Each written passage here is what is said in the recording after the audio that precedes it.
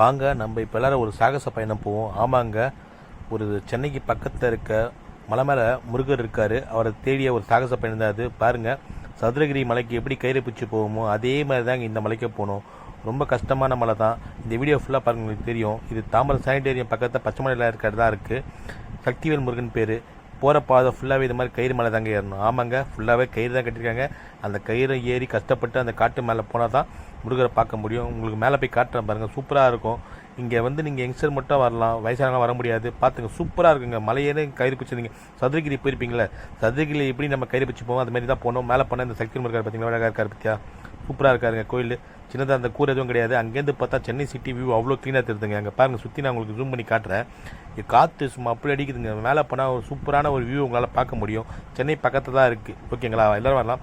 ஏறுறது எவ்வளோ கஷ்டம்னு சொல்லணும், இறங்குது அதை விட கஷ்டங்க. பாருங்கள் எப்படி இறங்கணும்னு சொல்லிட்டு. ஏன்னா இது வந்து கல்லும் மண்ணும் சேர்ந்து தாங்க இந்த மலை மாதிரி இருக்குது.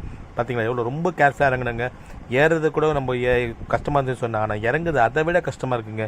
ஏன்னா கொஞ்சம் கால் தடுக்குனா கூட பயங்கரமாக அடிப்படுறதுக்கான வாய்ப்பு இருக்குது. ரொம்ப கேர்ஃபுல்லாக தான் இருக்கணும், பார்த்து தான் இருக்கணும். இது நீங்கள் எல்லாருமே போகலாம். இது சென்னை பக்கத்தில் தாங்க இருக்குது, தாம்பரம் சானிடோரியம் பக்கத்தில் இருக்குது. இந்த ஃபுல் வீடியோவோட லிங்க் நான் டிஸ்கிரிப்ஷனில் கொடுக்குறேன். மறக்காமல் ஃபுல்லாக போய் பாருங்கள். பார்த்தீங்கன்னா உங்களுக்கு ஃபுல்லாக ஒரு ஐடியா கிடைக்கும் எப்படி போகணும் என்னன்றது. இது சென்னை பக்கத்தில் இருக்குது, நம்ம நிறைய பேருக்கு தெரிய மாட்டேது. இது மாதிரி நான் போய் பார்த்ததை உங்களுக்கு வீடியோ பண்ணி போட்டிருக்கேன். சூப்பராக இருக்குங்க. ஒரு வாட்டி போய் பாருங்கள், அப்போ தான் தெரியும். நம்ம நல்லபடியாக கீழே இறங்கியாச்சுங்க. நன்றி, வணக்கம்.